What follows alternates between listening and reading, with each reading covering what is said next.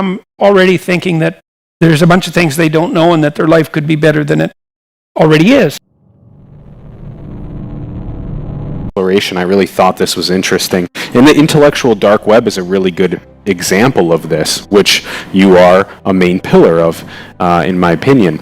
So let's say that two people are having a conversation and they're reducing their points. They're maybe keeping it to straight binary. We see a lot of political polarization that's occurring today in United States politics. Finding a lot of the beauty and the nuance of conversation when you take complex position and you maybe stay equanimous rather than become agitated.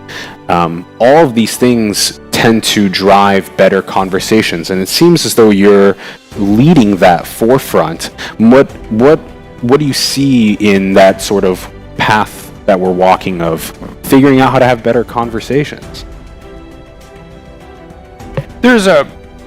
I write about this a fair bit in 12 Rules for Life. There's a chapter, I think it's chapter 9, I think that's right. Assume that the person that you're listening to knows something you don't. It's kind of a derivation of some things that I learned from Carl Rogers, who was a great clinician, great 20th century clinician. His star sort of rose during the 1960s. He was a humanist. He was a Christian missionary when he was a kid, but he dropped that and he became a leading light in humanistic psychology. And he was really interested in the preconditions for therapeutic conversation. And he thought that, well, if you were going to engage in the process of therapy with a client, that the client had to bring to the session before he or she arrived the willingness to make things better. That would be the first thing. Yeah. Right? So that, and I've done therapy that was court mandated. It's like, I wouldn't recommend that. That just doesn't work very well. Because you can't force someone to be better.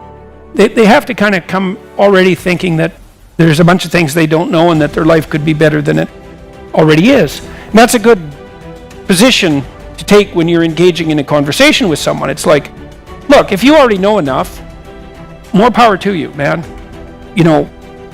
But if you're suffering more than you think is necessary, which is like highly probable, or more than you think is desirable, which basically means if you're suffering more than you think is desirable, that means that you're way more ignorant than you need to be. Right? That's what it means, because maybe you have an illness, you don't know how to cure it. Yeah. Maybe you're having a fight with someone, you don't know how to get out of it. Maybe you're failing at work and you don't know what to do about it. It's like you're ignorant, and no wonder, because people are ignorant. And so you might think, well, unless everything is just the way you want it to be, then you have something to learn. And then you think, well, maybe the person you're talking to, no matter how uncomfortable you are with their opinions and how bent out of shape you think they are, maybe even how bent out of shape they actually are, there's always the possibility that if you actually engaged in a conversation, you asked them questions and you tried to figure out what they thought, that you'd come away with one crumb of knowledge more than you had when you went into the conversation. And conversations like that are a lot more interesting. I've found in my, I've probably done 20,000 hours of clinical work, something like that. And so that's 20,000 hours of really, really, really, really serious conversations.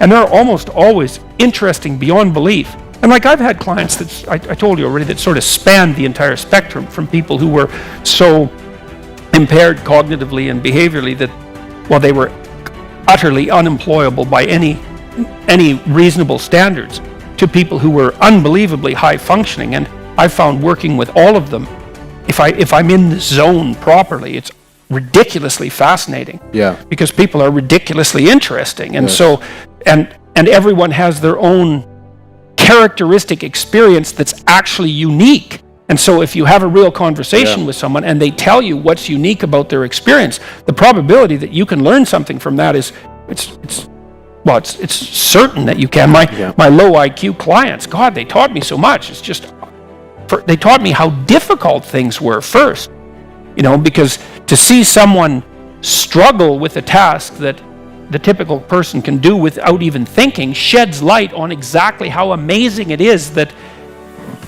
normal people can do that, and how hard it is when you're impaired to the point where those sorts of normal behaviors become impossible. It's so enlightening. It teaches you a lot about the world. And so I think part of the reason that YouTube is killing television is partly because it's technologically advantageous. I mean, make no mistake about it. There's nothing that TV can do that YouTube can't do. And there's a whole bunch of things that YouTube can do that TV can't. So it's obvious which one's going to win. But what's also interesting about it is that there seems to be a massive and relatively untapped market for actual conversation. And it's because conversation is between people of goodwill who are trying to tell the truth, who are trying to aim at making things better, is unbelievably valuable. I mean, at least in principle, that's what we're all doing here, right? I mean, even though, you guys aren't talking, that doesn't mean this isn't a conversation. It's, first of all, we're trying to pay attention to you at least enough to see if everyone is engaged in the conversation. If you're not engaged in it, then it would be completely pointless, right? And you involved them in your experiment. That was amazing. Well, one of the things I learned in my clinical practice is that if the conversation wasn't interesting, then I was doing it wrong. Yep. That's right. It's just,